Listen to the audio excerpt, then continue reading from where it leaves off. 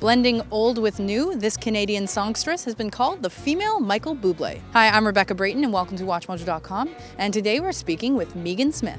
Well, I know that I should know better than to sit here by the phone waiting like a fool. So tell us a bit about your background and how that has come to affect the music you make. When I was much younger, I grew up in a family where my mom was a piano teacher, my dad was a bass player, so music was always in our home, whether it was someone playing an instrument or like the radio being on or someone playing records. My dad, he played bass in like some cover bands and stuff when he was younger, so he really liked classic rock, but he loved Sade, so there was a lot of Sade, and he loved artists like Stevie Wonder, just really good, solid music, like really real musicians. And then my mom listened to a lot of classical music. And then on top of that, we did not have cable when I was growing up.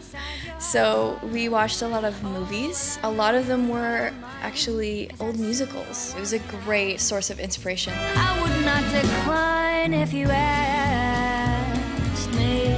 My grandfather is a lover of music too. He has a huge record collection, so I found a lot of fantastic artists in his record collection, and I remember when I found Louis Jordan, I was like, this guy's amazing. I was like, has anybody heard of him? Because I had never heard of him. Same with Ella Fitzgerald. I was going around being like, there's this amazing singer. Do you know have you heard of her? And everybody, of course, was like, yes, everyone's heard of her, you know. I just found music wherever I could get my hands on it and listen to it.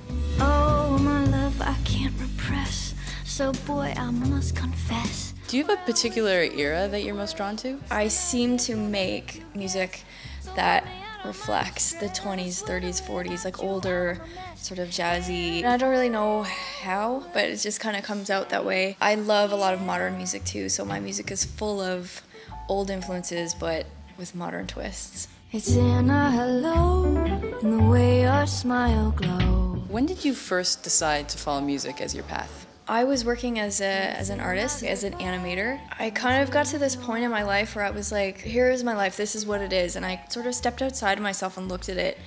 And I was like, am I completely fulfilled? And no, I wasn't. I really wanted to pursue my music, but I was really terrified of being on stage. So I had to work through my stage fright, and then I had to write an album, and then I had to find money to have the record produced and recorded. And so it was a 4-year project from start to finish when I first decided I wanted to try and do this and really go for it, to the point where the record was actually finished. But it was that initial point one day at my job when I was like, you know, this is cool, but like, I think my life could be a lot cooler if I went for my dream, you know? It's crazy that it worked out.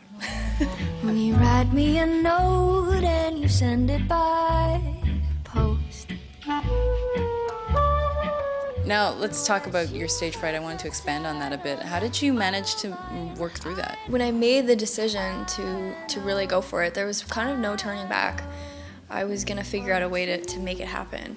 So I Googled stage fright, and I found all these interviews with people who suffered from it, and one interview really spoke to me. It was this singer named Patty Griffin. In this interview, she said, the only way to get over your stage fright is just to go through it and accept that you're gonna suck until you don't suck anymore. It did take 4 years of just every week going to an open mic and, you know, playing where I could and just sounding really terrible and being like, someday I'm not gonna sound this terrible, hopefully.